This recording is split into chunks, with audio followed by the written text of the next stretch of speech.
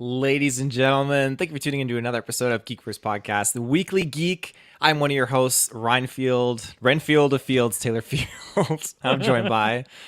I am the songbird, Dylan Moss. Yes, and today we got a whole bunch of awesome content we're going to be talking about. A lot of Marvel stuff today. Before we get into that, a couple of plugs. You can find us on our home base, GeekVerse.ca, our social media channels, Twitter, YouTube, and Facebook. Oh my gosh, I'm butchering this. When I do the intro, it sounds so much like Cryptic Clues. This is not Cryptic Clues. I know. No. I've done, this is the second time in a row I've done this. I'm butchering it. Our website, GeekVerse.ca, is our home base. GeekVerseCast is our Twitter. GeekVerse is our Facebook. Be sure to check us out on our Patreon where we get ad-free early episodes available there. You can also send us in questions as well.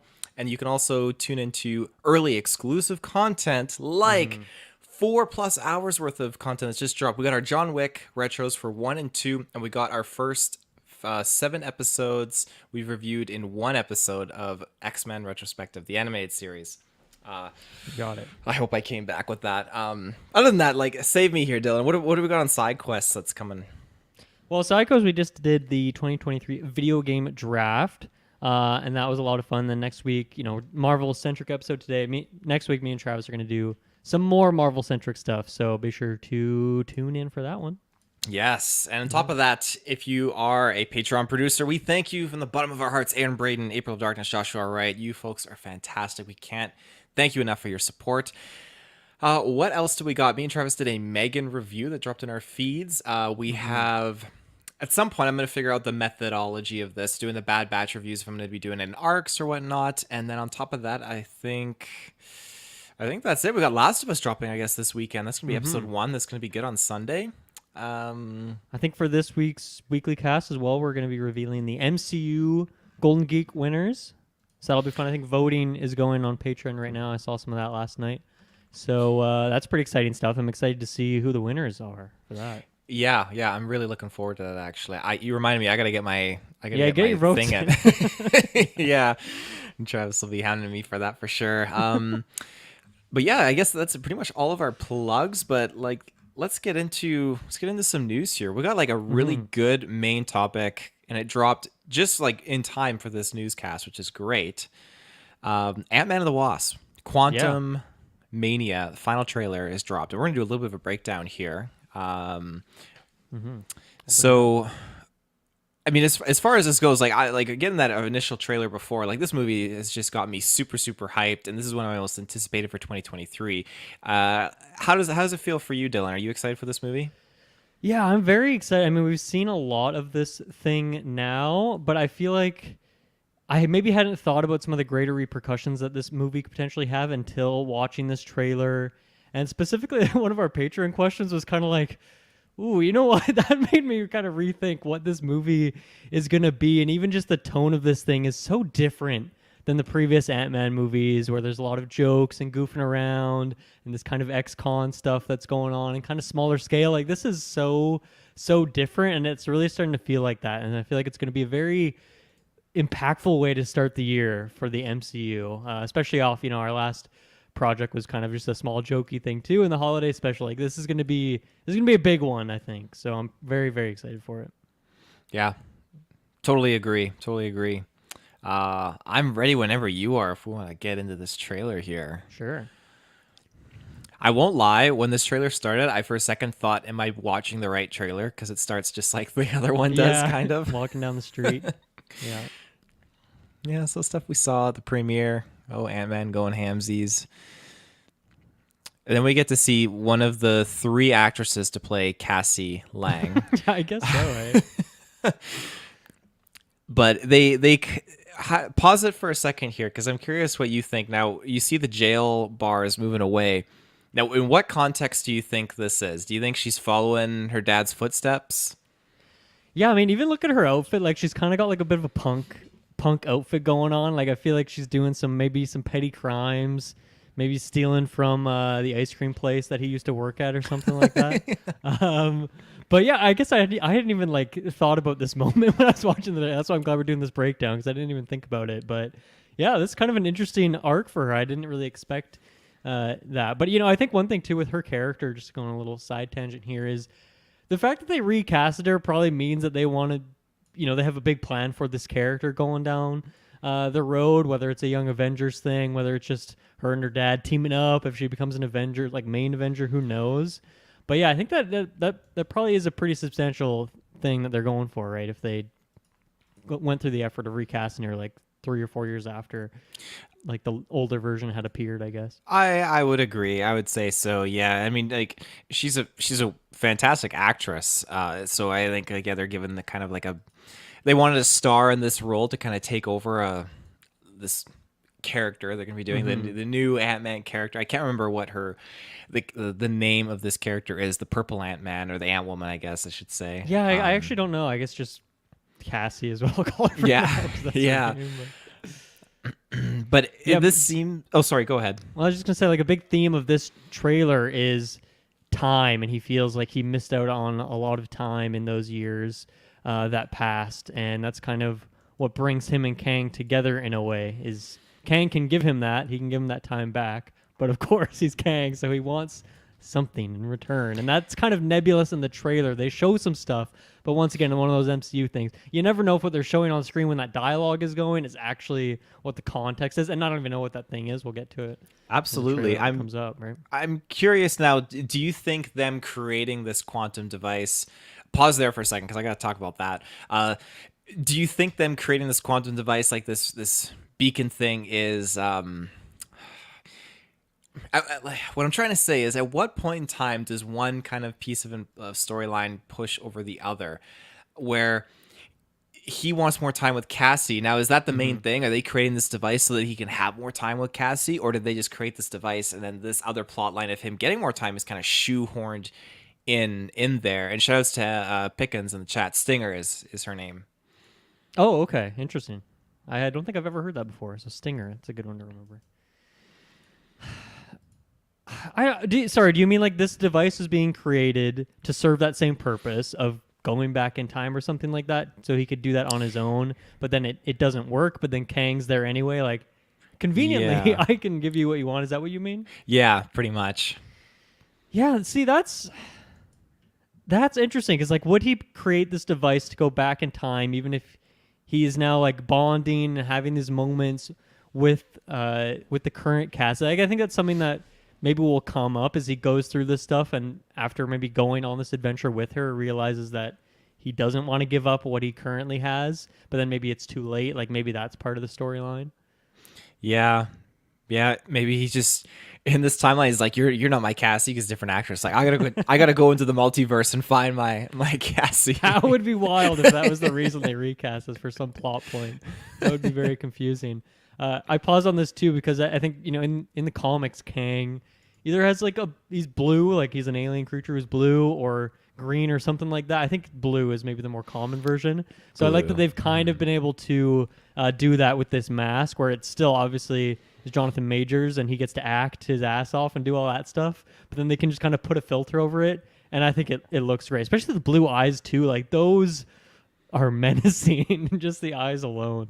Yeah, I think it's super clever, super clever, just to have this blue visor face shield go over, because I don't know much about Kang, and when I look at those OG comic book photos of him, he's very much just blue skin. So this is a great I can't say realistic because it's the MCU, but it's a realistic spin-off. They're getting to do it both ways, so it's like a good cheat in a way. Yeah. Do you think he's gonna be that blue through most of it, or do you think it's gonna be like 5%, if that, of his screen time? Maybe 10%, like no more than 10% though. I think it's just a little nod they want to do. Plus, anytime they do that, it's CGI, right? It's not like they created an actual device. So I feel like they'll. I mean, even in this trailer, it seems like 5% seems pretty accurate. So that seems like a pretty good amount for me. Mm-hmm. Yeah. The other thing, too, with the CGI that you mentioned there, now, obviously, the Disney Plus shows are one thing, but even some of the other Marvel movies, there's been some interesting CGI questionable spots. Some stuff looks really, really good, and other things kind of questionable. But in this, the whole trailer looks fantastic. It's true. Yeah, and I mean, even in the case of Thor last year, like people in the trailer saw like the mask in that one scene, the helmet, and were like, oh, this doesn't look good. So I think usually in trailers they can handpick the scenes that look the best or are finished in the CGI stuff. I mean, this movie's right around the corner. You'd think the whole thing's probably done at this point, but yeah, like it's a good sign at least that we don't have any of those moments in this trailer. Yeah, And I mean, absolutely. even look at Kang's He looks outfit there. good. I love the Ooh. green and purple. I love the shine to it, and I mean Jonathan Major's just such a beautiful man too. It's just like the whole thing. He just looks so great. You could put a purple hood on him, and you got a Green Goblin. That's Oh my god! Yeah, maybe in another timeline or something like that. Kind of could. So yeah, I think some of these are kind of repeated shots. Seeing this kind of city, this quantum city, I guess you could call it. Mm-hmm. Yeah, we're getting some duplication, which, funny enough, I think, wasn't there like a Paul Rudd Netflix movie where he played two characters? It was like, or maybe there's a TV series. I forget what it was called. It came out in the last like 2 or 3 years, but he was like acting with himself. And I remember, I only watched a couple episodes, but he's getting to do that again here. And there's a scene later too where there's like 100 of him. So how much do you think this will be like a funny gag, like one scene, or is this like gonna be a moment where we have a sequence where there's two Paul Rudds kind of hanging out? I would have to be pleasantly shocked. Pleasantly shocked? No, that's what I'm trying to say. I would be just pleasantly surprised if they did not take advantage of some humorous tone having two Paul Rudds, because it would. You got to capitalize on that. But when watching this scene in the trailer, I actually felt like it was extremely serious. Maybe it was just the aesthetic of the trailer. This movie doesn't seem funny at all. No, it doesn't. Very, very serious. Absolutely not. Yeah, just totally serious. And this here too. I like, it doesn't even look like they have like a humorous kind of moment that'll be insinuated in here, because it just seems like, oh shit, like Kang's up to his shenanigans and making copies of me, or making alternate realities of me. So do you think we'll see another Ant-Man that is not Paul Rudd? No, I don't think Just so. Paul Rudd Ant-Man? I guess we could, but no, I don't know. Something about that doesn't seem like, I don't think they're trying to do a multiverse movie, you know? That's fair. Yeah. Yeah, I just don't know how it fits in with it. But I don't know. You brought that up. Do you think that's a possibility? Oh, I thought maybe you might see something, but it's like, it'd have to be like a Hank Pym as Ant-Man. But even then, that's not really like an alternative timeline to Ant-Man. That's just like back in time, you know. So yeah. Okay, I paused on Wasp here, and I actually want to talk about her because, you know, in the second Ant-Man movie, they changed the title to Ant-Man and the Wasp, and then they kept that for this, adding Quantumania on there. But I feel like she's barely in this trailer, and to me, they're not, like, if this is, I guess they're not calling this the final trailer. Maybe there'll be one more in February. I'm trying to think what big movie release would be where they'd throw that trailer down. But either way, like, they have not given me any setup of, like, what her story is here. And if she's, you know, in the title and she's kind of got promoted to that tier, I'm bringing this up because, like, is it because she's dead and, like, she dies at some point and she's not actually in it a whole lot? You would think they'd probably want that emotional beat to be near the end of the movie, but I guess it was just something surprising me about this trailer is that, where's Wasp? Where is she? I hope she doesn't get the Valhalla treatment. Was it Valhalla? No, sorry, Thor: Love and Thunder, where Valkyrie's just kind of like out. So they could do that here. Maybe she gets incapacitated somehow, because in the other trailer you see her like in her helmet, like looking around at some like Quantumania gunk or whatnot. But yeah, you don't see her really with any, like, with her parents really doing anything else. So it does have me wondering too. They could kill her off, and I'd hate to see her go. Yeah, I mean, maybe they just don't have much of a path forward for the character, which, I mean, I think she's a big character in the comics, obviously. So I don't know how they couldn't pull something, but keep moving on here.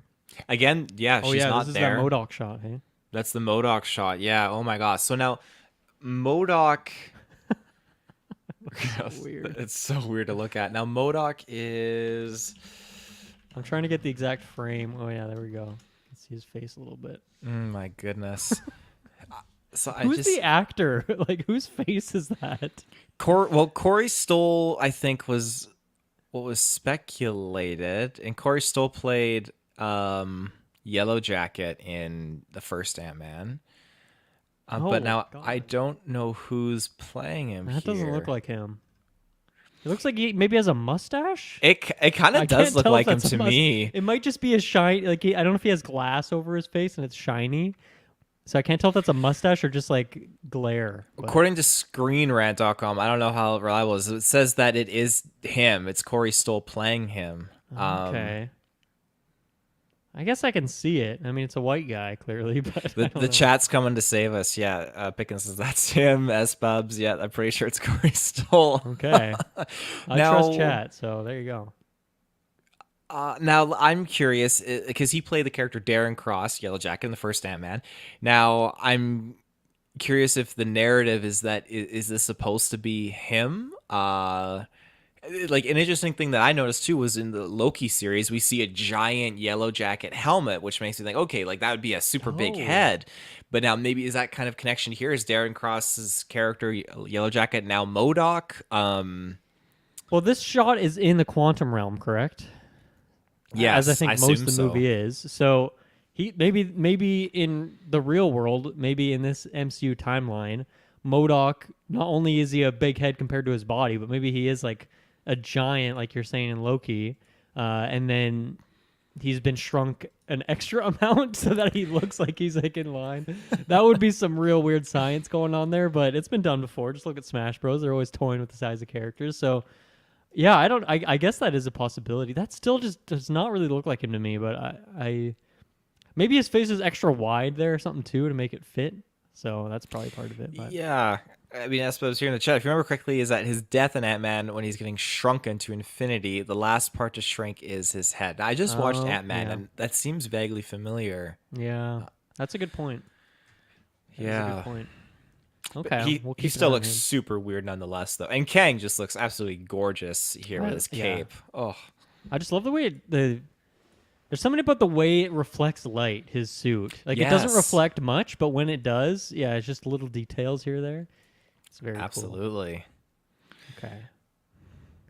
Let's keep moving on here.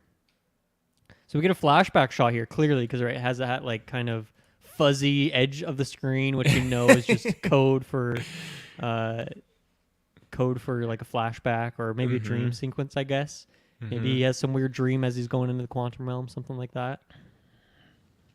And they use it as like a tie-in with, again, new Cassie here just to reaffirm that Or this is this new just like an actress old is. shot? Is this an old shot or is this a new shot? This I'm guessing it's this is from definitely the second this is movie, from right? Ant-Man 1. Oh, from one, right? Yeah, I The remember birthday it 'cause- party. yeah, the birthday party, yeah. Yeah. Okay. It's a nice little contrast there, showing the two Cassies.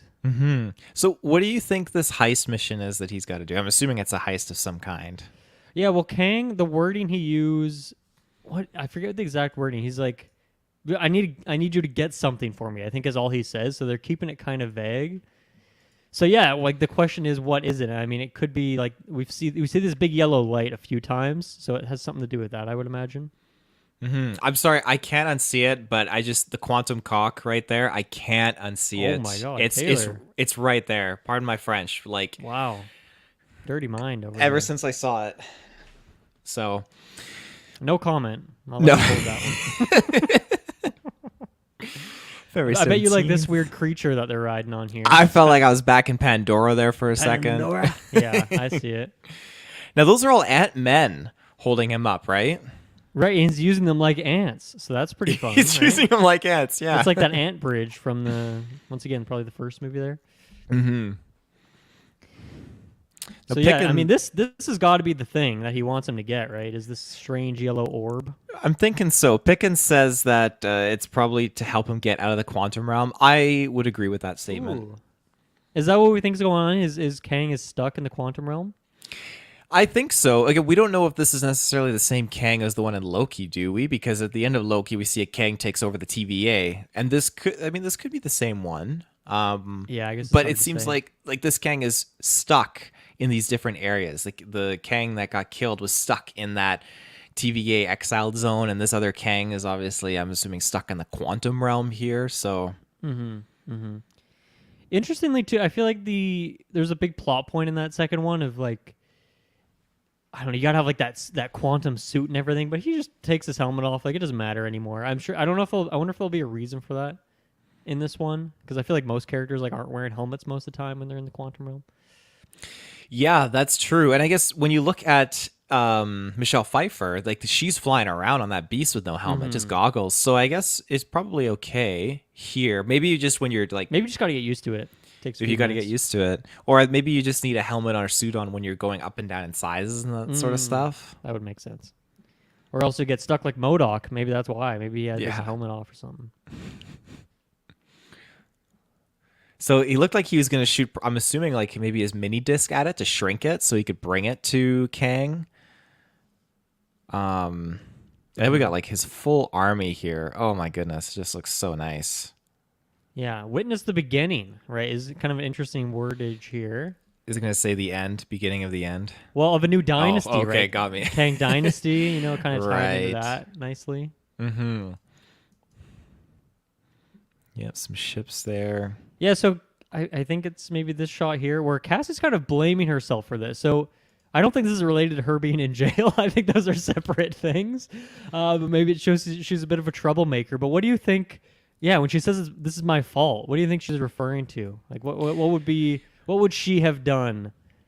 Well, it looked like she created that quantum SOS signal, right? At the You beginning think of the other trailers. She's talking about just creating that device I think so, or creating the device to like suck them into the or quantum activating realm. it or whatever it was. That happens at the start? Yeah, I think that's probably it. But take it with a grain of salt. Yeah, because I don't see her like turning her back on him or anything like that. That doesn't No, feel true. not at all. I think this is definitely the fallout of someone dying. Hopefully Mm-hmm. not Wasp. I do feel like as well with her character, I feel like they're also holding back some stuff though. Like I think there will be some plot twists or unexpected things with her character. I think so too. Yeah. This is a great shot of his body getting ripped into little morsels, little threads. Are they threads? I thought they were like more multiple little Ant-Men, but maybe I'm. I think Oh it's yeah, like those are threads. it's like that shot in what is it, Infinity War, when Thanos like turns Mantis into like a spring or whatever it was. I think That's it's kinda- true. That's Or kind like of the vibe I'm getting from this. Reed Richards against Wanda kind Oh, of yeah. scene. Rest in peace. Oh man. So is he talking to? Oh yeah, there's Cassie going away. Yeah, and then they're duking it out. There's MODOK with his armor on. Looks dang good. Holy fudge! Looks pretty cool. I like it. The white Yeah. eyes too. That's a very like comic booky. Yeah, got some big guns too. Now Kang's armor is like busted up and broken. He's missing a sleeve there. That slow-mo replay of Ant-Man like druggedly like flailing upwards. Oh, it's just this punch. He's just getting the shit kicked out of him. Looking like Creed 3, right? Which, it's interesting. I feel like their fight it seems like when they get down to it, there's a lot of kicks and punches and that kind of thing. It's maybe it'd be a bit of a simpler superhero battle where these guys, maybe their powers are more nebulous, and so when it comes down to it, when it's one-on-one, they're just gonna be throwing fists, which could be kind of fun.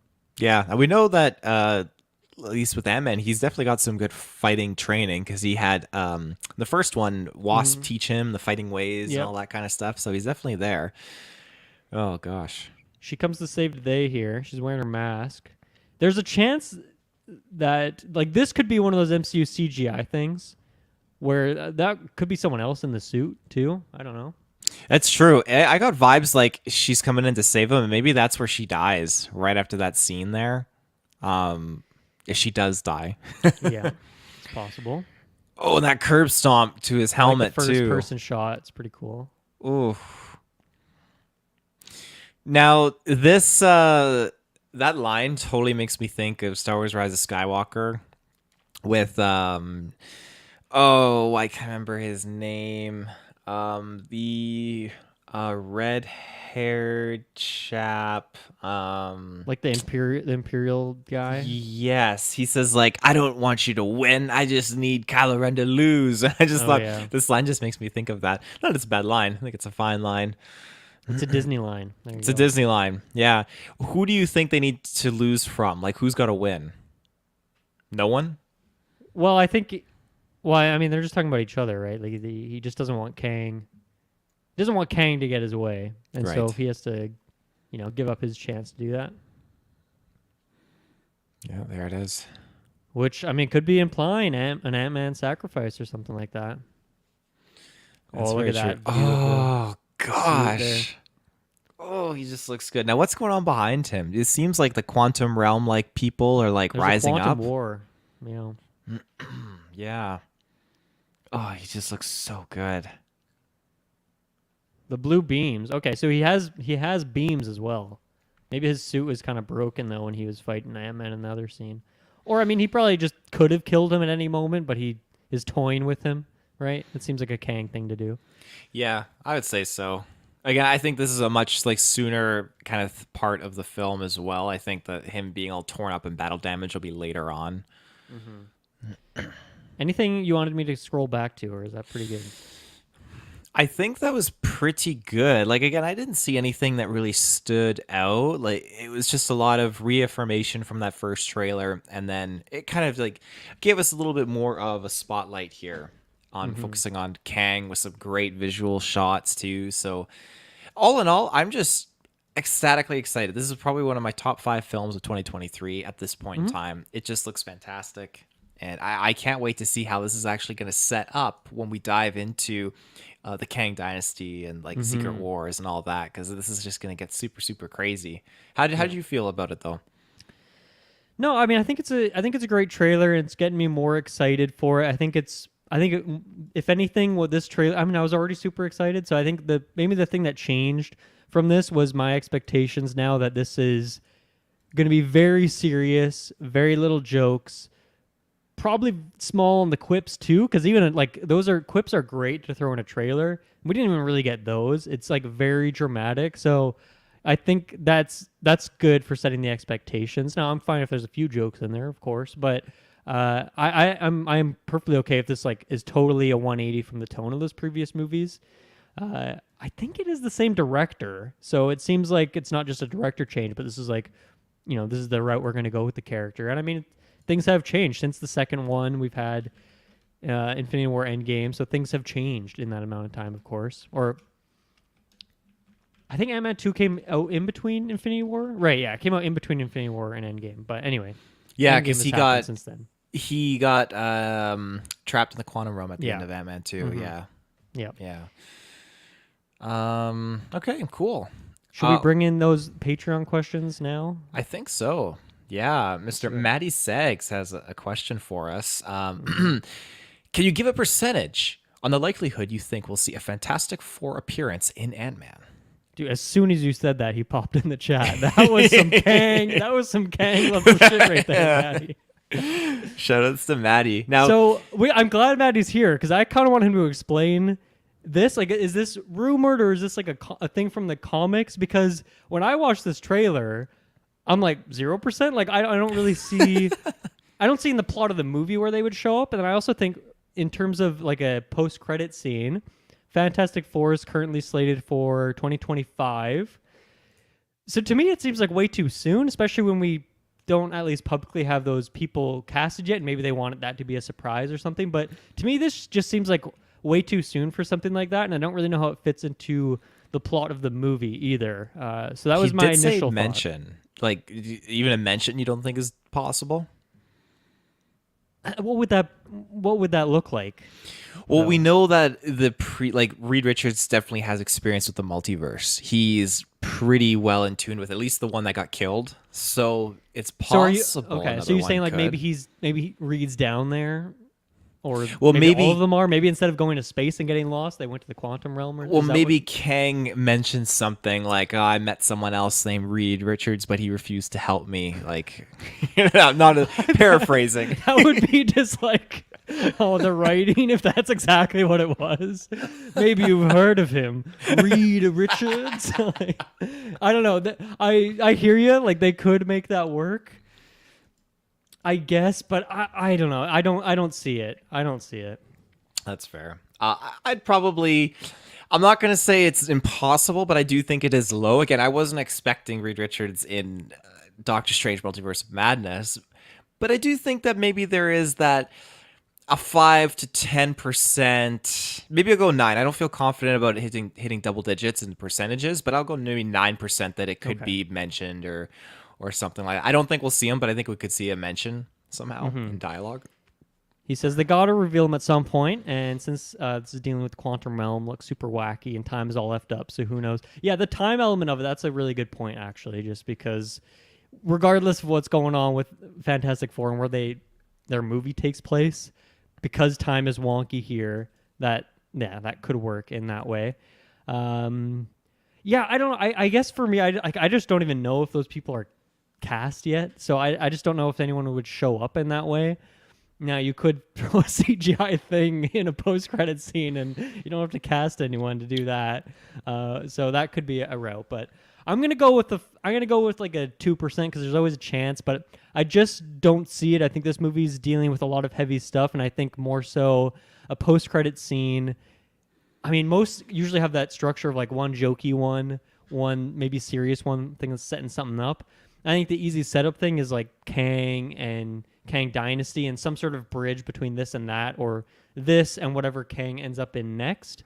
Well, I guess Loki season 2 is like next year, right? And he's likely going to show up in that. So maybe there's something related to that collection. So yeah, I'm going to go pretty low on it, but I think that you're right. Once you explain it a bit, like there definitely is something to that. I just can't picture it in my head. So that's why I'm on the lower percentage side of it. Totally fair. We have another question here from the legendary Sam Yuhei. Sorry, I hope I'm saying that correctly. Who does Kang kill to cement himself as a main event threat? So yeah, when I saw this question, I was like, my world almost came crashing down because I'm like, you know what? I think you're right. Like this is probably going to happen. Actually, this is a great opportunity to get the audience very scared of Kang, seeing that they are not afraid to have him kill someone off. Based on what we're talking about, I actually feel like Wasp makes a lot of sense. If you want to, add just a big emotional beat for Ant-Man to deal with in the end of this movie, that be a thing that motivates him in Kang Dynasty. And maybe it'll be something like whatever Kang does to him at the end of this movie, like sets him back in terms of like maybe he has all this information and he would want to bring it to the Avengers. Kang is coming, you know, kind of when Bruce comes through the sanctum and he's like, Thanos is coming. Like that could be Ant-Man's moment. But if he's, you know, put into some other weird realm or time thing where he's unable to do that, that could be a good struggle that we have with Ant-Man. Maybe that's a bit too similar to what's going on with him in Endgame, and I don't know if they want to repeat that kind of same story beat. But then the other side of this is like, what if it's Ant-Man? Like, what if this is the final appearance for Paul Rudd? You know, like a trilogy. His daughter can kind of take that role in the Young Avengers. Like that is possible as well. I think for Hank Pym and what is it, Michelle Janet? Pfeiffer. Yeah. Like I think either one of them could go, and I don't like that would be a big death, but I don't think it would be the same as a Wasp or an Ant-Man, obviously. So I think those two are likely, but I guess I'm not seeing that as like that would be the inspiration for why Kang Dynasty is such a big deal, is because we killed Hank Pym, this guy who's just been on the bench for a bit, just hanging out, even though he's of course very relevant in the world. So just I guess from the MCU specific Hank Pym, I don't know if that's the like big death that gets everything going.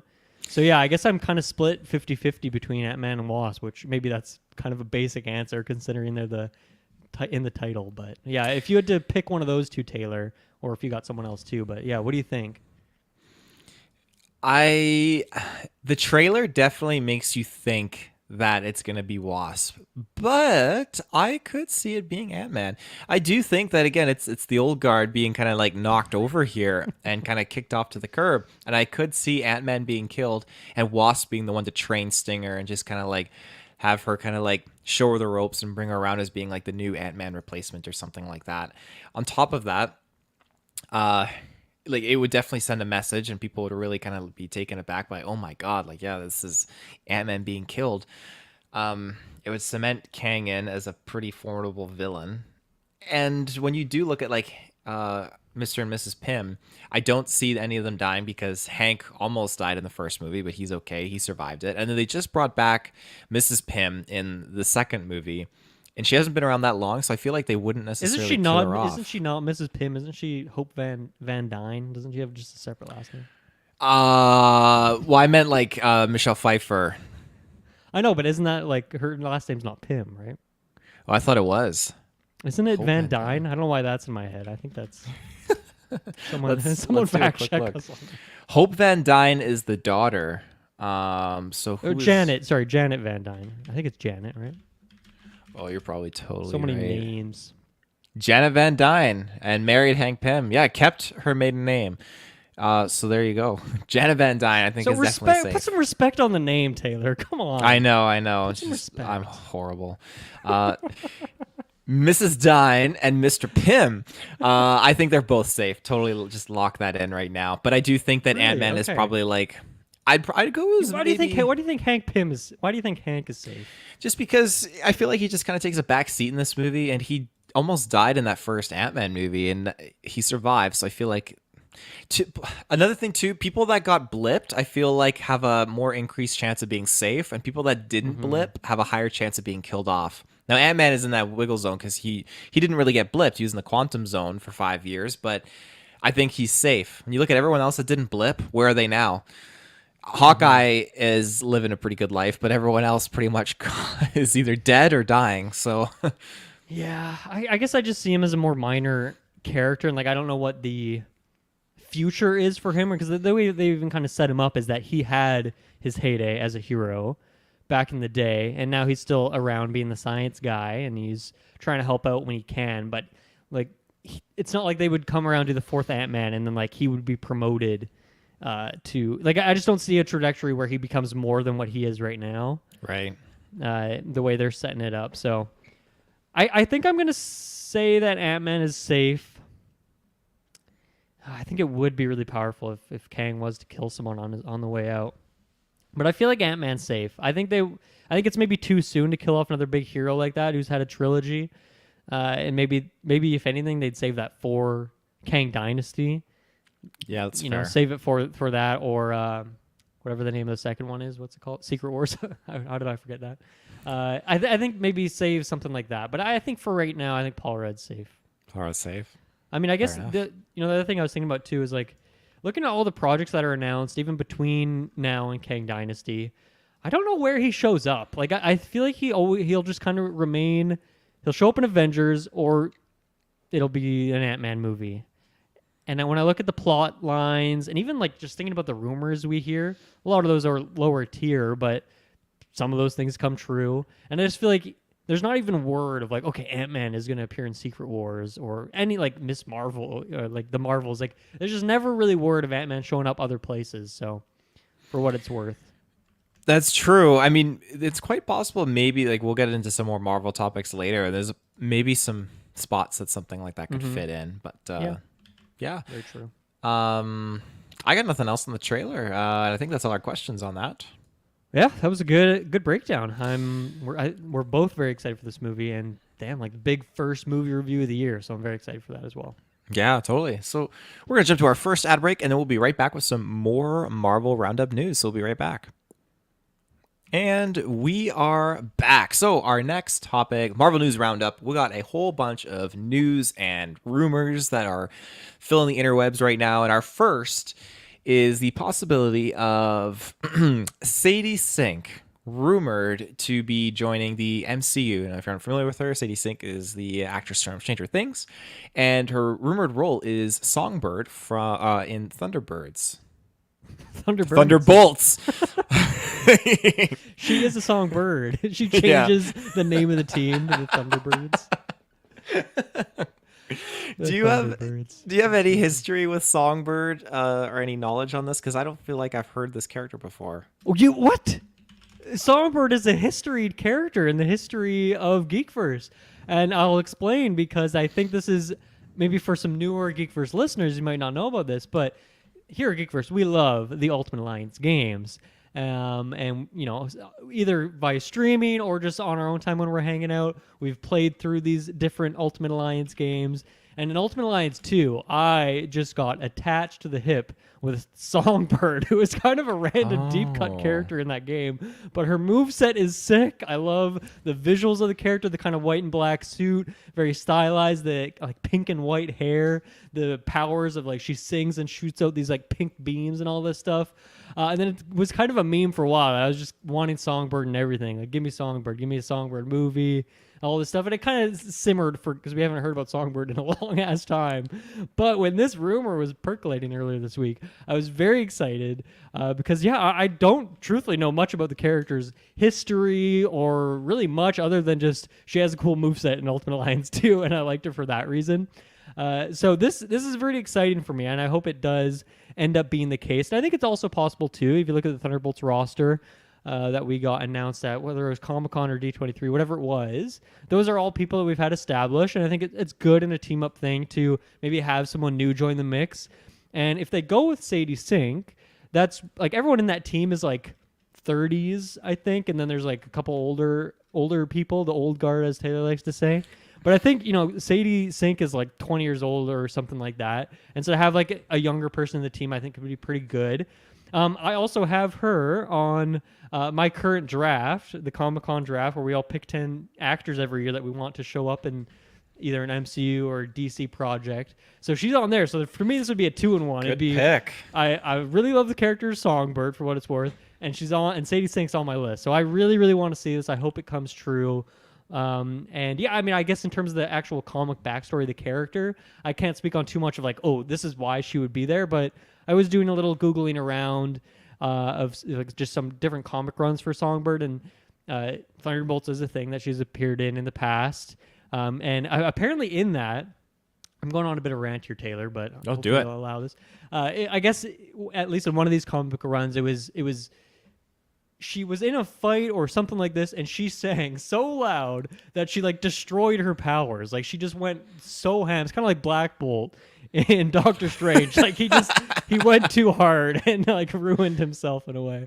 And then so she doesn't have her powers anymore, kind of down in the dumps. And Baron Zemo, come on in, Songbird. I'll take care of you. And he helps, get her back in good health and all this stuff. So that's how she ends up joining the Thunderbolt. Now you call the Thunderbirds. That's how she joins the Thunderbolts, is through Zemo, who, he's shown up again in the MCU, but was not on that roster they showed. So that would be maybe the weird thing, is if, like, they would have to change that up, or Zemo is on that roster and they haven't shown us that yet.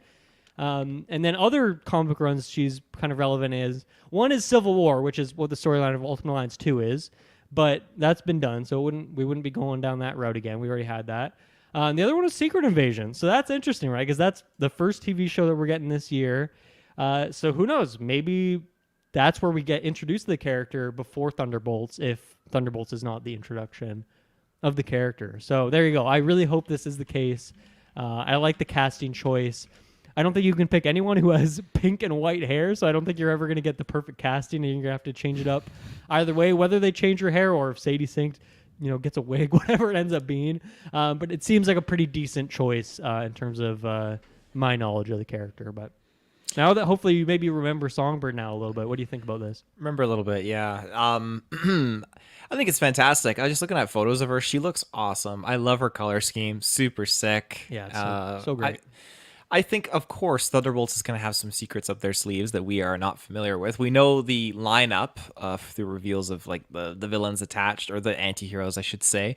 So I think to have like another character like this is going to be fantastic. And I mean, we got a few years to go. There's still like July 26, 2024, I think, is the expected release date. So do you think that by some sheer chance they could have a hint towards her before Thunderbolts, or do you think it would just be Thunderbolts as the debut? Yeah, like I said, that Secret Invasion thing seems likely. Mm-hmm. Seems like a good potential possibility. I mean, even if you look at it like a TV level thing, I mean, she became kind of a big name because of Stranger Things. Like getting her in another big like Marvel TV show seems like a good way to get the name out there in a way, or introduce the character. So I guess that's a possibility, but I wouldn't say I'm confident on that yet, because I still feel like this is not like a confirmation by any means. This is, I guess we should maybe specify all of these rumors we're going to talk about today are like kind of C plus lower tier stuff. So I wouldn't put my money on Secret Invasion, but that would be a pleasant surprise. And then, part of this too is like, because this came up a couple days ago, and then in the Discord, everyone was talking about it. And Espos posted a picture which was like, this is what the Thunderbolts roster was going to be. So once again, grain of salt with all this rumors. But part of the roster was U.S. Agent, Yelena, Ghost, Taskmaster, Red Guardian, Bucky, who were all part of that poster that we got in. Once again, I forget it was Comic-Con D23. So it's missing Val. Val was not on there, but Val could be kind of like the, like Nick Fury. You wouldn't say he's like on the Avengers, but like he's part of the roster, so that could be why Val's not in there. But then it also had Songbird, which I think is where this rumor came from. The Hood and Sentry. I don't know anything about Sentry. The Hood I only know from Marvel Snap as well. Once again, great card. I love that card. But yeah, so to me that seems like actually a bit bloated. And if we're gonna like introduce 3 more characters before Thunderbolts, I really actually don't want that, because I want to get a lot of great time and character moments between the roster we do have, and I think the roster is solid as it is right now, at least for the first iteration of Thunderbolts, especially if you maybe factor Zemo in there. But of course, my one exception is like I'd love to see Songbird, so I think that would be a good addition to the team. But yeah, how about you? Do you think where do you think the character would show up, if anything, before Thunderbolts? Oh gosh. Yeah, it's tough for me to say, because you're so much more familiar with the character, and even with the comics like connection too, like with her relationship with Zemo. I didn't even realize that. So okay, sorry, I'm gonna cut in, because Espub's in the chat, of course, always dropping in helpful info. Apparently, the Hood is going to be the villain of Ironheart, played by Anthony Ramos. Is that confirmed? I have not heard this before. I believe you, but is this like a confirmed thing? Is this like a high tier scooper? This is the first time hearing about this, but maybe I just didn't know. I didn't recognize the name Hood until recently, since I've been playing Snap. But that changes things a bit and makes this leak feel a bit more, or this rumor rather, feel a bit more potentially logical. So sorry to cut you off there, Taylor, but no, I think this is what I keep seeing, like CBR, who is the Hood, Ironheart's villain, comicbook.com. Yes, there's set photos apparently. So there you go. Yeah, interesting. Yeah, I really don't know where this would land, or where she would land. I guess like in an ocean before Thunderbolts. I pull the safe play and put my money that Thunderbolts will be her debut. Now in the chat, Pickens mentions, wasn't Songbird in Hawkeye? I don't, as far as I know, I don't think so. Maybe I don't know if there's an Easter egg or anything. Oh, maybe he means like in the comics. Maybe that's a comic book run or something like that. Yeah, that's possible. I feel like if Songbird was in Hawkeye, I feel like I would know about that. Yeah, totally. Then we have, I suppose, is Thunderbolts before New World Order? Because if not, I could see a tease happening there. Now, Captain America New World Order is May 3rd, 2024, where Thunderbolts is July 26th, 2024. So about like 2-month difference. That's fantastic. So it could be some good connections there between the two. Some good crossover, like a post-credit scene perfectly lining up for the movie that comes out a few months later. So that really, it's coming together. This web of shadows is really becoming quite clear, Taylor, the more we think about this. Absolutely. I don't have anything else to add onto Songbird. Do you? No, I think we covered it pretty well. Cool. Okay. Our next Marvel topic in this news roundup is Marvel is reportedly fast-tracking another Doctor Strange movie for release before Avengers, Kang Dynasty. Rumor is they want Scott Derrickson to return, but not a sure thing. Now, I kind of alluded to this earlier, but like maybe where you find like an Ant-Man or a Kang or these other kind of characters, I feel like if they did indeed do another Doctor Strange, this would have to be a movie, especially if they're trying to pump it out before Kang Dynasty. Sorry, it would have to be a movie instead of like a TV show or something? What do you mean by that? Well, because they're doing the rumor is that they're trying to fast track another Doctor Strange movie. So I feel like if we were to see Ant-Man or Kang appear in something else, I feel like this would be the movie. Gotcha. That would be a good spot for it to happen. Oh man, I kind of felt like, I mean, that definitely could happen.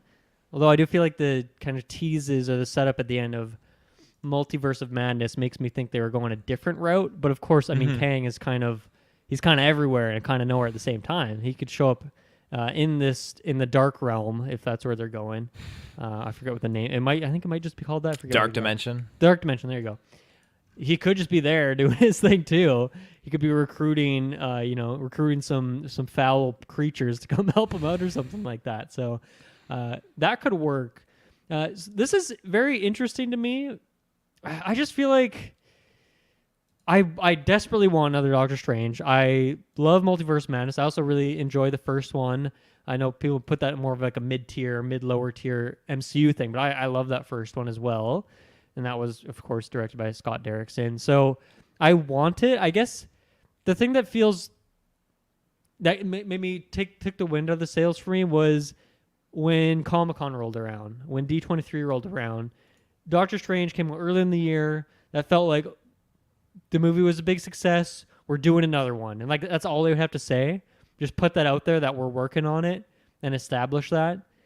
And the fact that they haven't done that yet maybe tells me that they didn't know if they wanted to do it, whether it was a success thing. But obviously they're setting up for a sequel at the end of that thing. So, and I guess too, like the way they introduced Clea and potentially the Dark Dimension, you would think, okay, if Doctor Strange shows up in Kang Dynasty or Secret Wars or both, you probably want to figure out what happened to him or what he did there before you go into that movie, right? Like you'd want to settle that up. So, I mean, they could always just do it down the road and we could figure out later why we waited to hear about that. And I think the other part of this with the director coming back, that was the thing that actually felt weird to me, because the reason he didn't come back was not because there was scheduling conflicts. It was from creative differences. He wanted to do a darker movie, maybe a higher rating, and Marvel did not want to go that way, so he left. And now maybe they're like, hey, we have this other idea for the character. Do you want to do this? Maybe he'd want to come back, or maybe, I don't know what he's been doing in the time since. Maybe his career is not going amazingly or something. Maybe he needs like another big blockbuster or something, but it just kind of seems weird for me for them to dip back into that well. I don't think we've really seen a ton of that in the MCU, right? Usually if they switch up directors and stuff, it's because they're like moving in a new direction. So I don't know if I see them regressing, especially I feel like the general consensus, Multiverse Madness is like way better than the first one. So like, would they go back and get the director of the first one? Well, yeah, that's tricky. I don't know what their plan would be, because like in equivalent, like, of course, they'd never had a different director do a different Guardians of the Galaxy. James Gunn definitely was done with Disney for a period of time, but they brought him back, right? So that was very different than this, it was very different. It was different. Yeah. Yeah, that's true. But yeah, this is a tricky one to say. Like, maybe if they're fast tracking, like I feel like, okay, like the director we want to come back for who did the sequel obviously would be busy if we're trying to fast track. So then maybe we just go with someone who's a little bit more free and their schedule is open, and like the guy that did the first one. So yeah, I think part of this too, a big criticism of MCU lately has been you're pumping out so much stuff. It seems like you're probably rushing production on a lot of things, and the CGI is one of the big things that is been fallen behind because of that. Doctor Strange, you'd imagine, big budget, a lot of effects needed for that. I looking at this calendar, right? We got 3 movies this year, so obviously it would not be coming out this year. That's way too soon. Next year, 2024, we have Captain America: Thunderbolts, as we just talked about. Plus, Blade is still, I think, slotted for that 2024 slot. is it really? For I guess the fall. Now, I don't think they've picked a new director. If they have, they haven't announced that. So that one's in a bit of limbo. So perhaps that's something, is they're looking at that and saying, we need another movie in the year, and Doctor Strange is a good, easy trilogy moment we can do. We'll get someone we worked with before who can get this thing going pretty quick. So that could be a reason for it. But if that's not the case, if Blade is not getting moved, then we already have a summer movie, Blade in the fall. Where do you put Doctor Strange before Kang Dynasty? I guess that could be the end of 2025, but you also have Fantastic Four in there. Like, I just don't know where it fits in the calendar of things. That seems like there's not space for it. It depends how precedent this of a story they need to tell. Like obviously if they're looking at fast tracking something, then that means that there's a huge component of the story they need to take into account here and a story they need to tell. So I imagine they would shift things around. Blade does have a new director. According to the Hollywood Reporter, Lovecraft Country's Yann Demange is taking over the directing of that. So I thought that was kind of like still nebulous, but I guess that is an official director situation at this point. It looks official to me, yeah, from what I can find. And well, they were doing rewrites and whatnot. So, but maybe it's going well. Maybe the director's, anyway, Blade's not really related to these rumors. It's just kind of when you look at the calendar, it comes up. September 6th is the date. And now what was the one after that you said for 2024? That would be it for 2024. That Captain America and Thunderbolts. Because they could always do a winter. I mean, when you look at the monthly difference between Thunderbolts and New World Order. Thunderbolts July, September Blade, a third movie. You think they would do that? Maybe. I mean, there's enough of a gap there between September and November, or maybe they do the, no Star Wars, no Avatar. So like, hey, let's put something in December and make it a Doctor Strange movie. Yeah, and my other thought with this too was, since the announce of the 2 Avengers movies, which happened in the summer, one of them has already been delayed. The other thing could be that they have to delay the next Avengers, Kang Dynasty, and so they want more movies to fill that gap. And so Doctor Strange, once again, could be something they could pick up and kind of get in there in a more efficient way. So that could be a thing too. Hopefully, I don't want that to be the case. I want these Avengers movies. And I also think it's tricky because they've already really kicked off the marketing for Kang Dynasty we're just talking about this trailer. Like they have a new dynasty is beginning in the Ant-Man trailer. So they're clearly kicking that off. Now, obviously it took years from when Thanos was announced, shown off to when he had his movie. So they could take their time with it, but that could be a reason too. Okay, we're down a big movie. Let's get a big trilogy in there. And it coincidentally ties into this Avengers movie in a way. So I guess it just seems odd. Like if the plan with Doctor Strange was always to have him in Kang Dynasty, then like what was their plan if this movie wasn't going to happen before Kang Dynasty? And they did all these announcements recently. Like, I don't know. That just seems like maybe he's more set up for Secret Wars, and Kang Dynasty, he's not around for that. He's in the Dark Dimension or something. So it feels like things are being shuffled. I guess all this. I mentioned all this to say that I feel like this rumor of the Doctor Strange thing doesn't really fit for me. It doesn't sit right. I don't have high confidence on this being true. Mm-hmm. Yeah, that's fair. You made a good point too. Like, if it wasn't going to be like a fast track movie, like what would be the other project that he was in? Maybe he took like it's kind of like Captain America: Civil War having a good focus of like Iron Man in that movie and Bucky and all that kind of stuff. So like, right. Maybe he is, like co-lead in another film, but I digress. Well, I mean, there's been more talk of like what the Wong series is, what's going on there, and obviously it makes sense if he's in that to some extent. Whether or not he kind of appears in the Disney Plus TV show level stuff, who knows? But could be at least one project he is in for an episode or cameo, whatever it may be. Mm-hmm, totally. But who knows when that show's coming out too? That's like way down the road, right? Yeah, that's still a work in progress for sure. I don't think I have anything else to add to the fast track. Well, I guess I'm curious what you think about the director choice then, about Scott Derrickson coming back. I really liked that first movie. Like, absolutely. Like, I think it was fantastic. Well, the sequel is definitely strong in its own ways, and it's just getting bolder and going into areas that I really, really love. That first one just was so different from what we had, and I think it just holds a special place in my heart. And I think the director really took us on a really good like start, middle, end storyline with that. So I would totally be down to see what he can do with something he created. It's been built upon with Avengers, the sequel film, and all these other different variants now. You're right. He's appeared in like 6 projects since he introduced the character. That's a good point, actually. I hadn't thought about that. Yeah, so I think that there's a lot of potential for him to just kind of like come back into the fold, and just now that he's got this big sandbox full of all these different things, he can really just have some fun. So, but and then I guess conversely, from the Marvel side, you think they would want him back specifically in that role? Because I mean, I always got the vibe, and I haven't listened to interviews, so maybe he's talked about this, but I always thought the Sam Raimi choice for multiverse was kind of like him coming into one picture and that's it for MCU, at least for now. Maybe years down the road he'd come down and do something, but I didn't think that would be. I didn't think Sam Raimi would be directing all the rest of the Doctor Strange movies necessarily. Although, if he did, I mean, sure, let's do it. I'm down, but never got that vibe.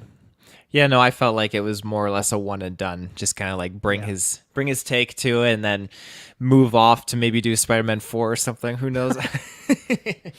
Whew, maybe. Yeah. Yeah, that's all I got. Cool. Sounds good. What should we do? Should we do maybe, let's do another ad break, and we'll be right back. And we are back. So our next topic of the Marvel news rumor roundup, is the What If delayed to 2024. How do you feel about this?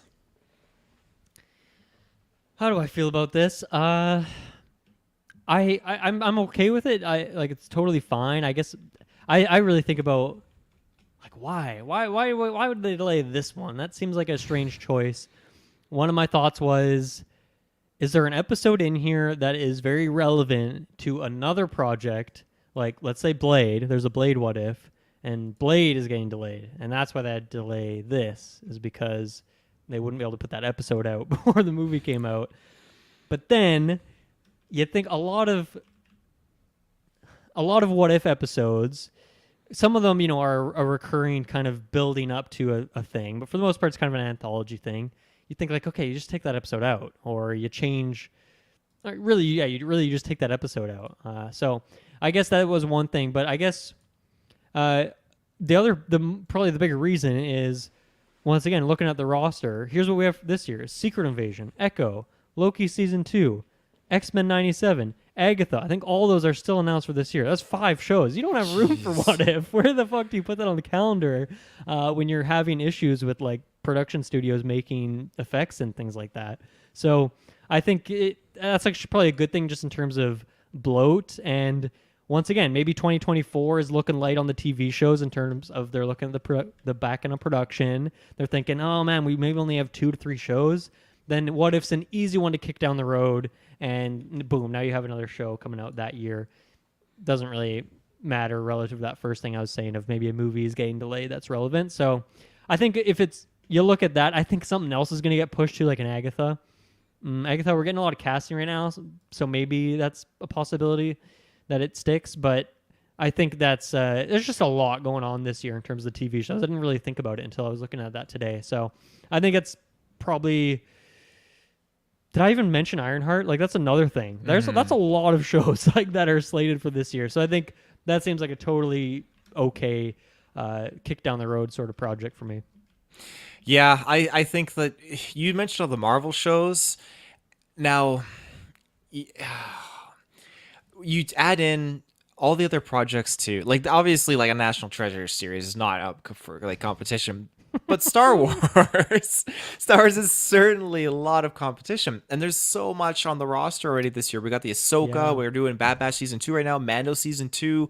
That's a good point. A whole bunch of others, and those obviously have to, like, they haven't overlapped yet at this point. Like they've done 2 episodes at the premiere, so it usually will like end, and then like a week buffer zone, and then Marvel kicks off right after. So we haven't hit that overlapping period yet, and I'm wondering, are we going to this year? Is like or soon? They're getting dangerously close to tripping over each other's feet. That's a really good point. I hadn't thought about the Star Wars side of things because I'm kind of a bit checked out. I don't know exactly what shows are coming, but that's a really good point. If we already got like 5 or 6 Marvel shows and like multiple Star Wars projects, you do want to leave that buffer room, and then you don't want to also just cover up whatever other shows or movies you're releasing on Disney Plus as a service, because there's just other bigger content releasing on those same days or same weeks. So you want to leave some breathing room as well for the audience too. I mean, I guess they don't really want to leave breathing room for the audience. They want to fucking suffocate us and like make sure we're doing nothing but watching their stuff on their streaming service. But you make a good point there with the Star Wars stuff. So yeah, I think out of all these shows, What If is the one that makes the most sense of kick it down the road, I think. Yeah, Totally. I think it doesn't have a lot of precedence added in there. I think people can just kind of like, we're excited for it, but people aren't like salivating like they need it. And obviously the what if stories are not super imperative to what we need to be, like the stories that need to be told leading up to Kang Dynasty, Secret Wars, that sort of stuff. What if is more or less like a dessert. Yeah. And Maddie's asking too, of all the shows that we just mentioned, what is our most anticipated? I think for me, it's got to be Loki season 2. If in terms of a new TV show, would I go Ironheart? I'm really liking the Agatha stuff we're hearing, even if initially I wasn't super hyped. Echo's got Daredevil in it, so that's pretty exciting. I think if I had to pick one besides Loki, I think I'd go maybe Agatha at the moment. Surprisingly, I mean X-Men too. Now that we're getting into that, starting to watch that show, I'm getting kind of excited for that. But yeah, I think I'll go Agatha for the moment. Agatha's a pretty good pick. I am still like riding high off of Loki. That show just hit me so well, and probably Loki 2 is what I'm really anticipated for. I know it's still really far out, but Marvel Zombies is another one that I really, really want. Like that's really anticipated. Well, I mean, yeah, I think if we're picking any TV show, it might be Daredevil for me. But yeah, I mean, man, I hope those animated things don't get canceled. That was like the saddest news ever. We had to cover that. Oh God, I hope it doesn't happen. Yeah, totally agree. Next topic here. Miss Marvel Season 2 and Moon Knight Season 2 will both premiere before Secret Wars. Before Secret Wars specifically. Not Kang Dynasty, but Secret Wars. Let me just reaffirm the date on Secret Wars. It's 2026. Can't remember the time of year, but 2026. May 1st. So that's a long time. I mean, that's 3 years away. So I guess that timing makes a lot of sense, actually. Because when I initially saw this, my mind just read it as Kang Dynasty. But yeah, Secret Wars, that does make a lot of sense. That gives you a good space in between Miss Marvel TV show, The Marvels, Miss Marvel Season 2, and then Moon Knight. I mean, I don't really know what's going on with that character in terms of how he's going to exist in the greater MCU. But yeah, within the next 3 years, sure, why not throw another season in there? Yeah, so I guess it makes sense to me. I'm not excited about that necessarily, since those two shows were sort of meh to me. I mean, Miss Marvel I thought was pretty horrible too in like the last few episodes. So I'm not super excited about this, but I think it makes sense. Yeah, I think it makes sense too. There's again stories here that need to be told leading into Secret Wars. So I mean, Oscar Isaacs, they haven't let him leave Egypt yet. He's still there.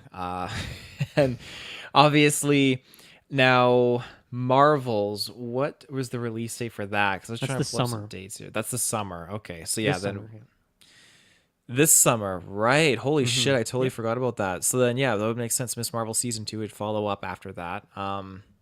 Yeah, no, I think it totally makes sense for these things to come out. There's a lot of, I mean, most of the things on the slate, I think, I guess we did get Daredevil's 2024. But in terms of the slate, when it went to further out, when it went to 2025 and stuff, they didn't show any TV show stuff, I think, right? It was just like, no, yeah. Here's Fantastic Four, here's the Avengers movies. And that's all we're showing for now. So obviously those slots need to be filled with TV shows. And those two do make a lot of sense. And yeah, I mean, before Secret Wars probably lines up as well if you want those characters to appear there. I mean, I think the Marvels would be able to set up Miss Marvel, but I think Moon Knight to this point hasn't really had anything. That's one maybe MCU project that feels very much on its own island as of right now. So no kidding, that's the truth. Oh my god. Cool. Well, I think that's it for that. I got for that topic. Sure. Our next and semifinal Marvel rumor roundup is Liv Tyler rumored for MCU return for World War Hulk project. If you're unfamiliar with Liv Tyler, she played Betty Ross in The Incredible Hulk with Edward Norton. And she hasn't been in any projects since, I believe. So this would be her return. No, not many people from that movie have. No. I mean, I got to hear from you first because you're the Hulk head over here. I'm a Hulk hater. Hulk Yeah. movie, not the character. Hulk movie, yeah. I think that this would be really, really cool to see and just kind of see like what unfolds here, because obviously we don't really know what Bruce Banner's MO is at this point. Like, is he trying to stay as human? Is he trying to stay as Hulk? Because when he like has the device to stay as human and then he becomes Hulk, he just rolls with it and stays Hulk as a while or for a while. So I'm curious to see what's going to go on there. Now he's got a son, which is a big dynamic. How's Betty going to feel? Is Betty going to have these like angered emotions towards him for like, oh, like in the movie they could have been together, but like he I'm pretty sure he like turns her down because like things are getting hot and heavy and he couldn't do it, but clearly he's doing it with someone out there, and now you have the son involved. Yeah, so Yeah. interesting dynamic. I don't think we're going to touch upon any of that stuff at all in the movie, but I think it's going to be interesting to see how the Rosses are coming into play. We know, at least I'm pretty sure it was confirmed, that Harrison Ford is coming into the fold as General Ross. So having him come in, having Betty Ross come in, it ties in with the Thunderbolts a little bit more. It ties in with Hulk. I think they're planting the seeds. So I think having her come back is great. I'm a huge sucker for reoccurring characters. We already got Abomination. We got the Leader coming in soon. So why not just pull more from that pond? No, you said it there. I mean, they're stripping that movie down into parts, and they're bringing all those parts and throwing them in different projects. So it makes sense that she would be the next one. It is strange, of course, because she does not have any. We've not seen that character working with. God, why can't I remember his name? The actor for current Hulk. What is his name right now? Completely blanking. Mark Ruffalo. Mark Ruffalo. Yeah, we haven't seen that dynamic, so that'll be a bit weird, but we'll get over it as we have with other characters in the past when they've recast and stuff like that. But I mean, I even look at how they brought Jane Foster back after all these years to have a big story arc with her in the most recent Thor, and this kind of seems like the same thing for me. Like, okay, take a love interest from this original movie, bring her back, see what we can do with it now. So it's been so long since I've watched that movie that I don't have much to say in terms of like where her story left off and all that stuff. But like, it's been either 10 or 15 years since she's been around, right? Depending on if she did or did not get snapped. So who knows what's going on with her, but it seems like a pretty logical thing to do. Bring her back, I guess. It doesn't really excite me just because I'm not a big fan of that movie, but I don't know. They could easily convince me otherwise, and that could be really cool. I just, at the moment, I guess it doesn't really move the needle for me, but it kind of makes sense based on everything else we're seeing. Yeah, cool. I got nothing else to add to that.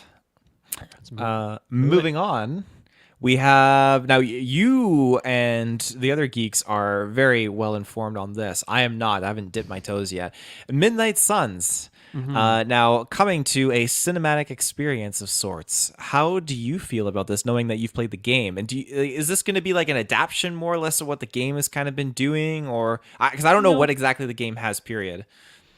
Well, I mean, I think it'll be an adaptation of an adaptation, not adaptation, an adaptation from like some comic run and not what the game, because the game is introducing a new villain and a new protagonist that are not like they were new characters for that game. They were not pulled from some Marvel comics run, right? Like they had different characters in there, but they would definitely not go off what the game went for because that's not really from the comics. I don't think that would be pretty wild if they did. But yeah, I mean, I guess essentially Midnight Suns has been talked about before, not official confirmation or anything, but I guess the word was that it was a TV show. Now it's getting promoted, if you want to use that word, to movie status, which I think is the good thing to do. We kind of had that same thing for Thunderbolts, right? That was originally a TV series, but that's what got shifted to a movie, and that seems to be the right thing for these bigger team-up things in terms of the budget, in terms of how big it feels, the characters, the big names, and all that stuff. So I think this makes sense.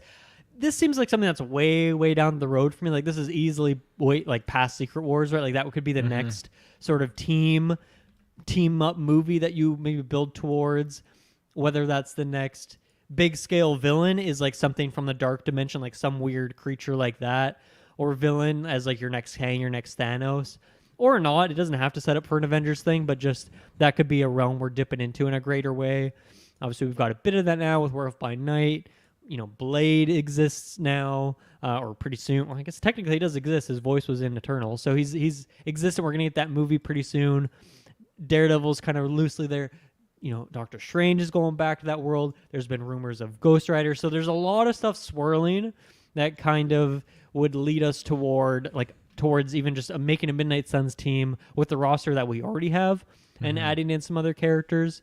To pull from the game, the Midnight Suns themselves, like at the beginning of the game, slight spoiler for the story of that game, I guess, is that it's a Ghost Rider, Nico, Magic, and who's the last one? I guess Blade. Yeah, those four are kind of like the Midnight Suns, so to speak, and then they team up with the Avengers, and then eventually like everyone's kind of a Midnight Sun sort of by the end of it ish, but not even really. It's mostly just those four. So if you look at that, like Blade's existent. We're talking about Ghost Rider potentially being a thing. Magic is an X-Men character, so maybe that would be one they look to introduce at the start of the X-Men stuff.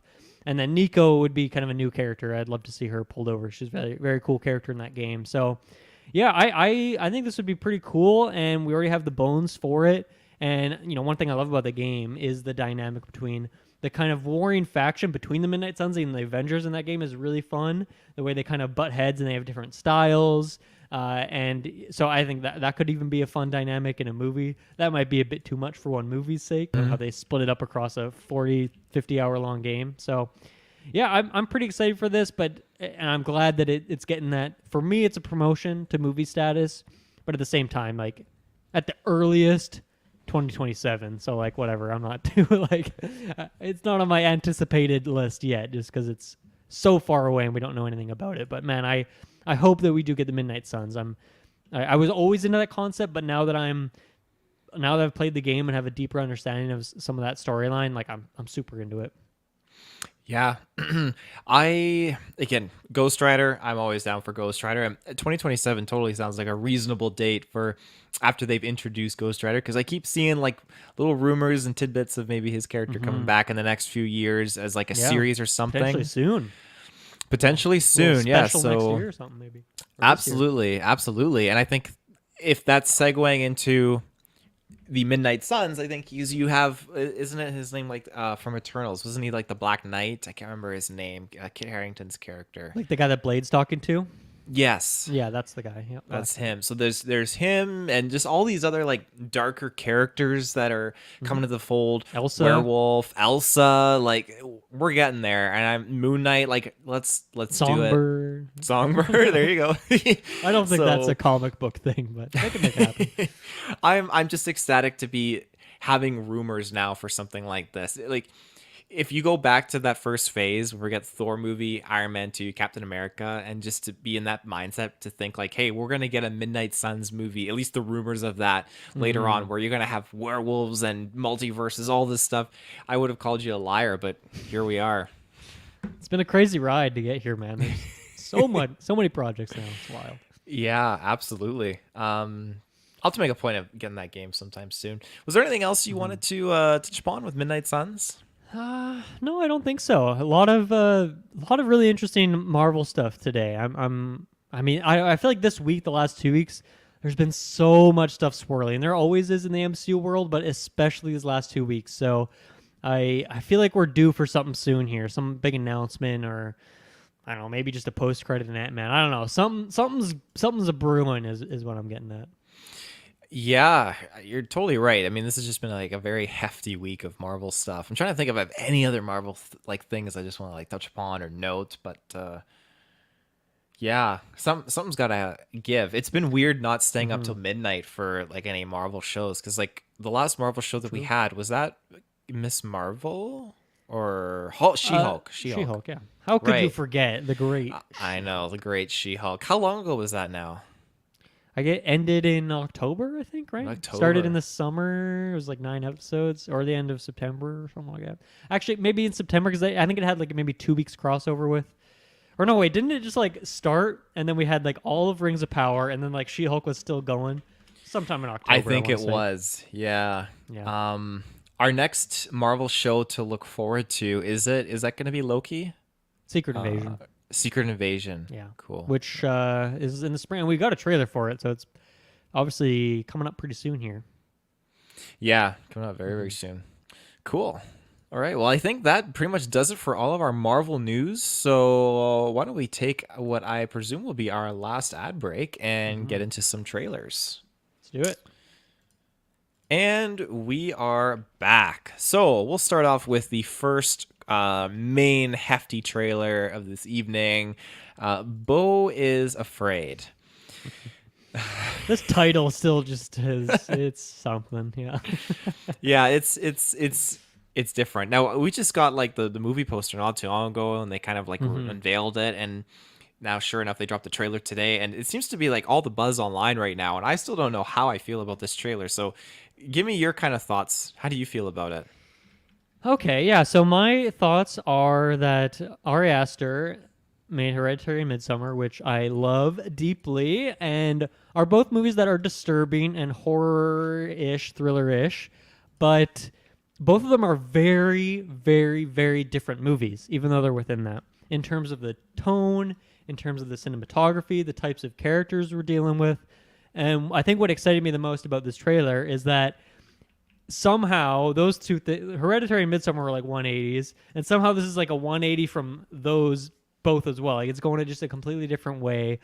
It looks fucking wild. It looks like he has like a bigger budget than he's worked with before, which is kind of exciting, but also, you know, not losing that kind of charm that he has about it. Charm is a weird word to describe his movies, but there is kind of a charm to his style as well. But yeah, I'm very excited for this.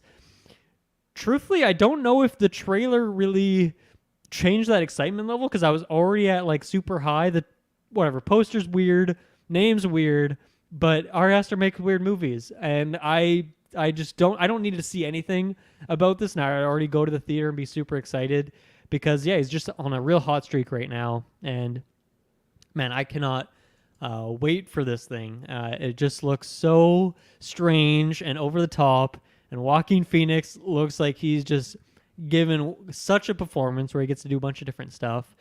And on the side of that too, like one thing I love about Hereditary is, I mean, a lot of the cast in general is great in that, but if we just like point out Toni Collette individually, like didn't know who she was before, then just put her on my radar, and it's like, wow, what a performance, what a character. Look at Midsummer, like that. Florence Pugh, she's all over the place now. That like was her breakout role, at least for me, in terms of knowing who she was, and like what a performance that was. And that's what kind of excites me about this. Obviously, I know a lot about Joaquin Phoenix, but other than him, all the people in this trailer, I don't really know who any of them are. Like there was the actress who plays Holly in The Office, and it seems like she maybe is only in like one scene, but like I'm curious to see what that actress does here. But then the main guy, who's kind of like is both the therapist and then like his friend, I don't even know. It seems like he's doing a bunch of different stuff as they're messing with this guy's mind. I don't know who that guy is, but he seems like he has a big role in this. And I'm just excited to see that, because I like that about Ari Aster too, is that each time he's going for a different kind of cast, and oftentimes picking people I don't know. And he's teaching me. He's like, check out this actor. They are fucking amazing. And I'm like, thank you for this public service that you're doing, Ari Aster. I love it. So I'm very excited to see that as well. I'm sure he'll have some good surprises in there with just the acting, with the characters, with the story. But you are right. Watching this trailer, it's hard to break down what's going on. It is a fucking mess in the best way possible. Yeah, I could not agree more. This trailer really has me just kind of inclining my head, trying to figure out what is going on. And the only thing I can really deduce is that he's on some kind of sick, twisted house arrest, but it's society has locked him up in this sense. And then his parents come into the fold somehow, where his dad is like maybe a really bad person, but like I felt like there was like good high like warm-hearted notions in here too at times. Like you just like cheer on for the main character. So I really don't know how I'm gonna feel watching this. And like I do like these previous films, like Hereditary. I like Midsommar. I've only seen once. I think I need to give that another try, because it's so fucked up. Yeah, it is. It's quite disturbing. Yeah. But yeah, I'm curious to see more of this in the movie sense. I don't need another trailer. I don't want to know. This is one of those movies that I think is great, because the trailer gives you just so little to really run with, and you just have no idea what the hell's going on, which is fantastic. Now let's see it in the cinema and leave it at that. Apparently filmed in Montreal. That's a fun fact. I like that, Maddie. Shoutouts to Canada as a country. One thing that I found particularly strange about this, and I would have to go back, because I don't think I watched any Midsummer trailers. if I can remember, maybe I had to watch one for a podcast, but I think we tried to go in kind of radio silent on that one. And Hereditary as well. Did I even see that in the theater? I think I can't even remember if I saw it in the theater or if I just watched it at home after hearing some good things about it. What I'm trying to say is I don't really remember the trailers for those two movies. The use of Goodbye Stranger I thought was very strange. Okay, take Supertramp song, kind of like a happy-go-lucky, popular rock song. A great song, I love it. It just, to me, is 100% the opposite of what Ari Aster is and the kinds of movies he makes. And even just like trailers, like that seems like a very trailer song that you'd put in an action movie, any sort of movie, comedy, whatever it is. It seems like a good song to put in there in terms of like what the meaning is. Goodbye Stranger. Ooh, what is that referring to? But that really stood out to me. That seemed very off for an Ari Aster trailer. Once again, I love that because it's like he's doing something different. I love that he's reinventing. Like I feel like 20 years from now when we look, or I don't know how long his career will be. Let's say his career, he does movies for the next 30 years. I feel like when we're done and we look back on his catalog, like you'll be able to remember all of them just because they're all so different and unique and interesting and are just doing something you've never seen before. So anyway, just a minor thing that hearing that one song like made my head spiral in all sorts of different ways. No, I think that's a fantastic notion to point out, and you're right, very different from the other things. Again, like I feel like the other movies that I've seen of his, they don't have that like previously mentioned lightheartedness or like root for the main character. It just, you feel sick and twisted. And while this, you definitely feel a little twisted because you're not sure what's going on, but I never felt sick. I just felt like I really wanted to root for this guy. I was assuming his name is Beau. Yeah, I feel like you're rooting for Florence Pugh in Midsommar. That's true, actually. You definitely root for. Like I just want her to get out. The kid, I forget his name, Alex Wolff, I think is the actor's name in Hereditary, but he's still doing some weird stuff in that one too. Yeah. I'm trying to think, what other ones do they have here with like a main character you could root for? Well, I mean, for Ari Aster, that's his catalog there. So that's yeah, pretty much. Yeah. Cool. Yeah. Cool. All right. Well, I think that's it. All I have on the trailer. Sure. Cool. So let's jump to our next batch of trailers here. Or how about you pick our next one? Because we got two that we can go at. Well, let's do Renfield. And I want you got to talk about this first because you're the biggest fan of Nick Cage that I've ever seen. So what do you think about this?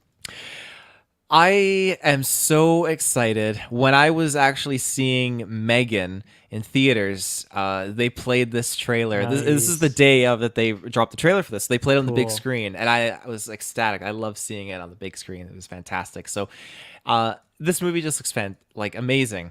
And Nicholas Hoult is his name, correct? I love him in this role. It's super, super quirky and fun. And we have Awkwafina in there as well. So, yeah, I'm over the moon for this. I've been waiting to see a trailer for this for so long, and we finally got it. Now, I saw a little rumor mentioned, maybe not a rumor, maybe an official like posting, but Nick Cage is not going to be in this for long as Dracula. It's going to be very minute screen time. The trailer sets that up, I would say. It sets that up, yeah. Not even a takeaway at all for me, because I feel like what we got to see in the trailer, like Nicholas Hoult, vampire henchman going full like superhero mode. I love it. Sign me up. I'm there. This just looks great. Man, I swear one of the shots when like his eyes turn yellow, I was like, this is like just pulled from some X-Men movie when he goes like beast mode. Which I was like, I don't know if they're doing that intentionally, but I thought that was quite funny. But yeah, I mean, I'm not really bummed to hear that. It's kind of what I would have expected after watching the trailer. But because the trailer is so good, I was like, oh, I'm totally fine with this. Because Nicholas Hoult, like that just looks like such a fun character that he's playing. His mannerisms, even like the style they have for him, the costume design, all that stuff. I love the way he's like at this kind of anonymous group and he's talking about his boss and he's just describing him in like a pretty generic way, and they're like, oh yeah, he's just some like narcissist like trying to help him through it. And I don't know, I think that's like a very fun kind of play up thing that they're doing there, so I'm very excited for that. I just watched The Menu a couple days ago and I loved him in that. The character he plays, that's more of a simple kind of one-dimensional character, but I think it showed to me a different side of Nicholas Hoult that I haven't really seen yet. And I don't really want to describe too much about that for people who haven't seen the menu yet. Go check that out. It's worth it. But yeah, and then also Aquafina is just a charisma generator. She's so good. She's so funny. She's so likable. So I'm very excited that she is in this too. It seems like maybe she doesn't have a huge role, but I still think she'll be in a decent amount. They're maybe highlighting him, but I think she'll have a good few scenes in there. So I'd say I'm pretty excited for this. This is when I think we talked about on the preview, right? The movie preview when we stopped by Renfield. We were talking about that a little bit. I was like, okay, sounds pretty cool. But yeah, like actually seeing the trailer, like just the tone of this thing is totally working for me. So I think this is like potentially a theater experience for me. I'm pretty excited for this now. Oh yeah. I did see it's coming out in April. Would you have the date on that one actually? April 14th. And then Beau Is Afraid is also April, so April 28th. Yeah, so they're really close so I got some together. time there. I was gonna say if I only seen one, I'm definitely going to see Beau Is Afraid, of course. But cool, good couple weeks there. So maybe I'll go check this one out in theaters. Looks like a lot of fun. Yeah, this is totally a theatrical experience. I'm just so happy to see this comeback from Nick Cage because he went from like being in like all these prominent films to kind of go into these weird straight to streaming films like Mom and Dad, Willy's Wonderland, Color Out of Space, like some wacky things. And now all of a sudden he's back and he's making the theater I totally run. forgot about Mom and Dad. What a fucking movie that was. Yeah. I got to put that one on again, man. Oh, some great one-liners in there. Shit. Oh, there totally is. Yeah. We got S-Bubs in the chat. 1 week before Evil Dead Rise. Okay, so the end of April is fucking looking pretty stacked right now. Because you have this, and then Evil Dead, and then Beau Is Afraid back to back to back. That's going to be pretty spicy. Yeah, April 21st, eh? Wow, that is a stacked month. Yeah, that's a lot. Holy smokes. It's been a while since we've had like consistent movie reviews back to back to back. But yeah, cool stuff. Anything else to add on Renfield? What do you think about the at least the look they've given Nick Cage for Dracula? I think they did a pretty great job with the makeup of it, the teeth, the eyes, like all that stuff. I think it looks great. I really like what they've done there. I think it's fantastic. It's it just looks amazing. It looks absolutely amazing. He makes me laugh. That quick scene of him just like hovering up there, he just looks so good. I love it. Oh, you remind me of one more thing I want to shout out. Just I feel like we're gonna get some really good, just innocent humor. Where like Nicholas Hoult is like, "Oh, you can't grow to full power," and the guy's like, "Yeah, exactly. It's a weird way to word it, but totally." This innocent stuff like that just cracks me up. Yeah, I like it. S-Bubs in the chat saying Beau Is Afraid is the same day as Yeah. Evil Dead. Am I getting my dates wrong now? Well, I Googled it and it said April 28th, but then when like there's a blurb under it that says April 21st. So Google sucks. Whoever wrote this Wikipedia sucks. Because yeah, I think you might be right, which is too bad because I want to see both of those. So I might be doing a doubleheader that weekend. Or I don't know what we're doing for review. We got to figure that out on the back end of our do have to figure GeekVerse that here out. because I know what I'm seeing on Thursday night at 6:23 p.m. Yeah, totally. Okay, well, moving on to our next and last trailer of today's episode, You People. How do you feel about this one? Yeah, this is immediately when I saw this and I was watching this, I was like, man, I feel like I've not seen Jonah Hill in anything in a bit. I was like, he's looking a little bit older than I remember. I don't know if there's like some makeup going on here, if it's just been a few years and whatnot, but yeah, I think he's starring and wrote this as well. I don't know if is he director too, or is he just a writing credit? Can you quickly look that up for me? I'm curious because he did do mid-90s. He directed that and wrote that as well. So I'm curious if this is another one of his things. Not the director. Kenya Barris is. Okay, that's with... the co-writer, right? Yeah. Mm-hmm. Yeah. Okay.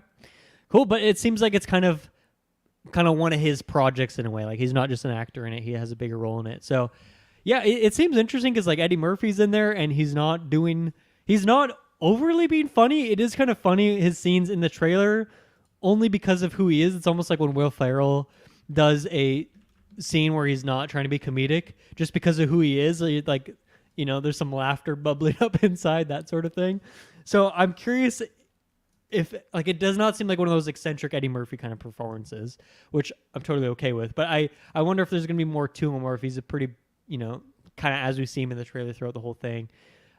I think this one seems all right. I'm glad it's a Netflix movie because I don't know if I would go to the theaters for it, but I think I would definitely check it out when it hits streaming, it seems like kind of funny. Seems like a decent cast. I don't know, like the other main actress who's in there with him, the kind of partner. I've never seen her in anything, so I don't know anything about her, what's going on there. But what is it, Julie Louis-Dreyfus? Is that her name? She's in there as well. She seems pretty funny in there as well. So yeah, it seems all right. I think I'm glad it's a streaming movie. How about you? Yeah, I was just curious looking up like what he was in last. I think Don't Look Up was his last project in 2021. Oh yeah, that wasn't even that long ago. But I guess he was kind of a more smaller role in that, so I didn't immediately didn't go top of mind for me. But it's a good call out. Yeah, he's definitely slowed down a little bit. Well, I mean, if he's getting behind the camera a bit, doing some writing, doing some directing, maybe some producing, that kind of makes sense. Yeah, I really do like just Jonah Hill's humor with things. I will default to Superbad. That movie just cracks me up all the time, so hard. So to have that kind of innocent humor brought into this, it just really is great. That the first sequence in that trailer when he's at this like social gathering and the guy, I'm not gonna requote what the guy said, but the guy just speaking to Jonah Hill, it was cracking me up, making me laugh. And I think that the innocent, humorous tones of him thinking this woman is his Uber and gets in the car is really funny because I feel like that is a very realistic thing that could probably happen. And I think you just have a whole bunch of other things in the mix here with Eddie Murphy, who just tickles my funny bone really well, just by not even being humorous, but just being serious in these humorous situations. Yeah. It really speaks to my funny bone. So Definitely. Yeah. I'm all for that. And yeah, just there's going to be a lot of things I think that this movie is just going to do really in a highlighted effort as well, where Julia's character, hate to be blunt on it, but I mean there are people that would act like her in these certain social situations, but I'm glad that they can kind of create a little bit of light on it, create awareness, but then also create like a friendly comedic tone to it that we can just kind of like laugh about as well. So yeah, I just think that this is going to be a really entertaining and fun time. Yeah, that's coming up pretty soon. January 27th is, once again, Google cannot be trusted, as we just saw with another movie, but that looks like that might be the official one for this. So coming up pretty soon. That's nice. Right around the corner. Yeah, and streaming, so you can't go wrong with that. It's true. I think that is pretty much it. You got anything else you want to add? No, I think we kind of crushed it today. A lot of fun topics. That was a lot of fun.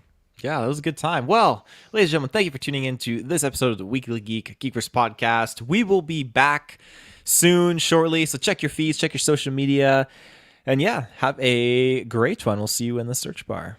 Bye-bye.